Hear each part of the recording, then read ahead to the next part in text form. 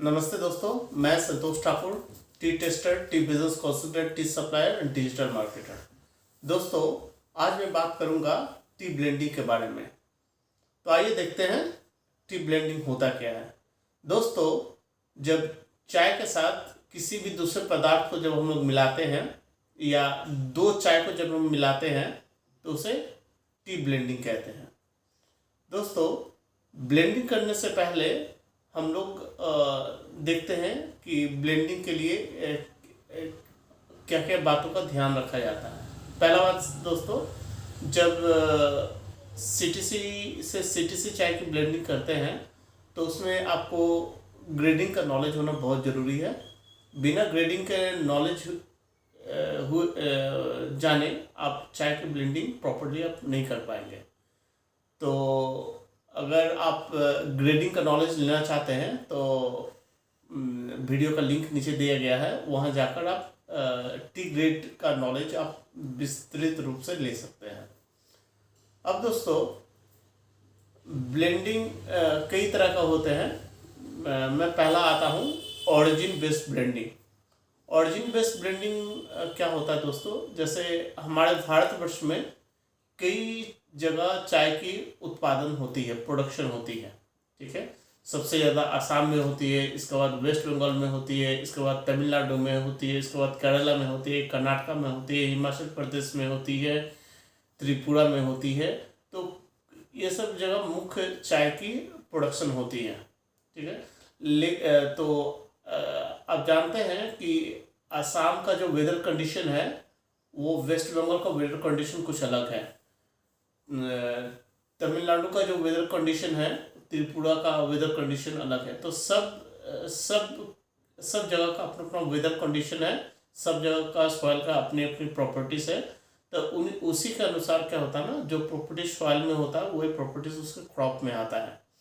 तो जब अलग अलग ऑरिजिन के चाय के साथ हम लोग ब्लेंडिंग करते हैं ना, तो वो ऑरिजिन बेस्ड ब्लेंडिंग होता है। तो जो हमारे भारतवर्ष में सबसे लोकप्रिय ओरिजिन बेस्ड ब्लेंडिंग है वो क्या है, जब आप असम के चाय को ना डुअर्स के साथ चाय के साथ जब आप ब्लेंडिंग करते हैं तो बहुत अच्छा ब्लेंडिंग तैयार होता है। एक्चुअली क्या होता है ना, असम का जो कैरेक्टर है चाय का वो स्ट्रॉन्ग है और उसका लीकर भी गोल्डन कलर का लीकर होता है। और जब हम डुअर्स की चाय लेते हैं ना, तो डुअर्स की चाय दिखने में काला होता है, भारी होता है, और उसका जो लीकर का कलर है ना तो उसमें रेडिशनेस ज़्यादा रहता है, और ये चाय मीठी होती है। तो जब हम इस दोनों ऑरिजिन के चाय को जब हम लोग ब्लेंड करते हैं ना तो बहुत अच्छी ब्लेंडिंग होती है। तो ये ऑरिजिन बेस्ड ब्लेंडिंग। इसी तरह हम लोग कुछ साउथ का चाय लेंगे और कुछ आसाम का अगर चाय लेंगे तो आप लोग ब्लेंड करके देख सकते हैं कि कैसा ब्लेंड खड़ा हो रहा है। तो ये सब ऑरिजिन बेस्ड ब्लेंडिंग कहलाते हैं। इसके बाद ऑरिजिन बेस्ड ब्लेंडिंग के बाद आते हैं, अब देखते हैं कि रीजन बेस्ड ब्लेंडिंग क्या होता है। रीजन बेस्ड ब्लेंडिंग में दोस्तों हम लोग क्या करते हैं कि जैसे हमारे भारतवर्ष में आप जानते हैं कि बहुत सारे रीजन है, south region, north region, east region, west region, ठीक है। तो हर रीजन में क्या होता है ना, चाय अलग अलग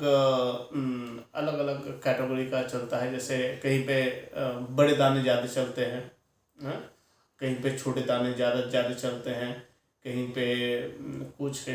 तो इस तरह से जब हम लोग रीजन बेस्ड ब्लेंडिंग करते हैं ना, किसी खास रीजन को ध्यान में रखते हुए जब ब्लेंडिंग करते हैं तो उसे रीजन बेस्ड ब्लेंडिंग करते हैं। जैसे नॉर्थ इंडिया में जो ब्लेंडिंग होता है ना, नॉर्थ इंडिया के लिए तो वो बड़े दाने का ब्लेंडिंग होता है, लेकिन जो साउथ रीजन में जो ब्लेंडिंग होता है ना वो छोटे दाने की ब्लेंडिंग होती है।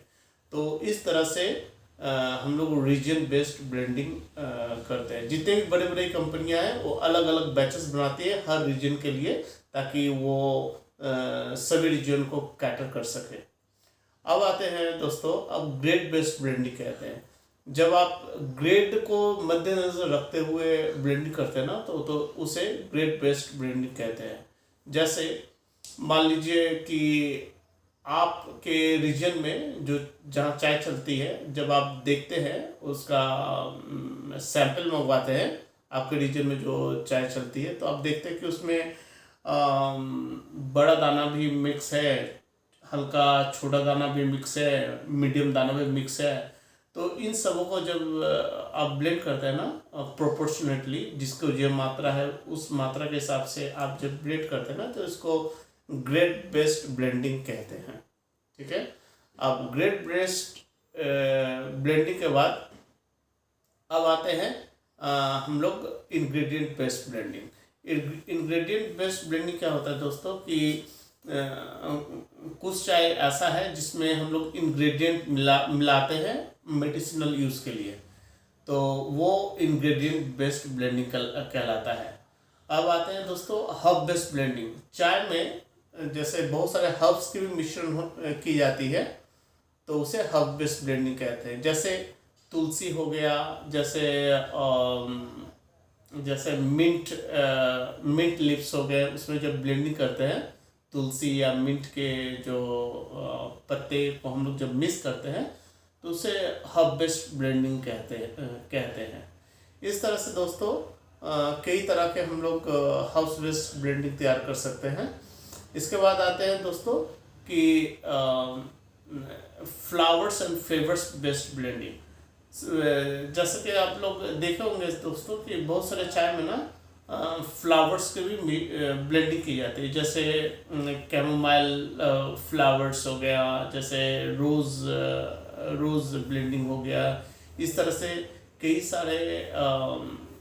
सारे फ्लावर्स की ब्लेंडिंग हम लोग करते हैं। जैस्मिन का भी ब्लेंडिंग करते हैं, कैमोमाइल का भी ब्लेंडिंग करते हैं। तो इसमें आपको देखना पड़ेगा कि जो और सारे ब्रांड है ना, वो ये सब जो फ्लावर्स है वो कितना परसेंटेज में वो ब्लेंडिंग करता है, वो आप जब सैंपल देखेंगे ना, सैंपल मंगवाएंगे और उसको देखेंगे समझेंगे, तो आपको पता चलेगा कि इसमें कितना परसेंटेज ब्लेंडिंग होता है। ठीक है, तो इसके बाद दोस्तों हम लोग आते हैं सेक्टर बेस्ड ब्लेंडिंग।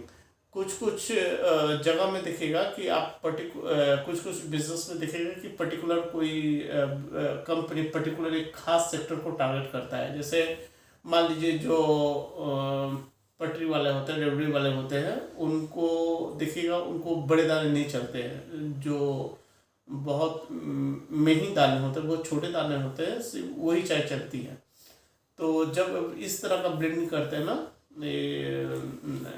चाय में जल्दी लीकर आने के लिए जो ब्लेंडिंग करते हैं ना, जैसे पीटी हो गया, पीएफ हो गया, ये सब की जब आप ब्लेंडिंग करते हैं तो वो हो गया सेक्टर बेस्ड ब्लेंडिंग।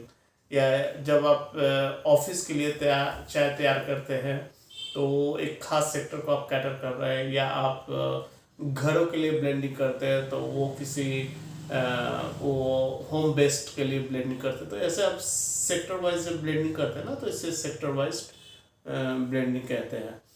तो इसके बाद दोस्तों फ्रूट बेस्ड ब्लेंडिंग भी होता है। जब चाय के साथ फ्रूट्स की ब्लेंड करते हैं तो उसे फ्रूट बेस्ड ब्लेंडिंग कहते हैं। जैसे मैंगो की ब्लेंडिंग होता है चाय के साथ। मैंगो का जो पल्प होता है ना, उसको मैंगो चंक्स भी कहते हैं, जब चाय के साथ ब्लेंडिंग करते हैं। और जैसे गूसबेरी फल हुए, उसके साथ भी ब्लेंडिंग होता है।